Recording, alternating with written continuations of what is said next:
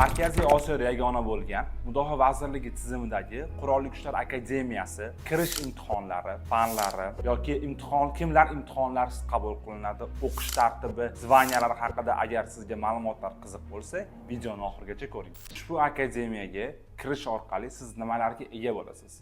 Ushbu akademiyada sizga har oylik stipendiya, 3 mahal bepul ovqat, yotoq joy, kiyim va 4 yil o'qiganingizdan so'ng leytenant zvaniya va 100% ish bilan ta'minlanasiz. Ushbu akademiyaga qabul tartibi 1-fevraldan 31-martgacha davom etadi.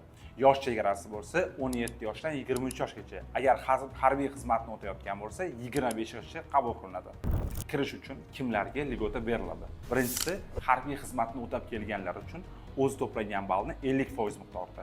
Ikkinchisi, Temurbeklar maktabi bitiruvchilariga 30%. Uchinchisi, ilg'or serjant mukofot sazovonlar, ya'ni mukofot olganlar uchun 20% va imtihon jarayonlaridagi fanlardan respublika miqyosida 1-, 2-, 3-chi o'rinda olganlar uchun bo'lsa, o'sha fandan maksimal ball beriladi.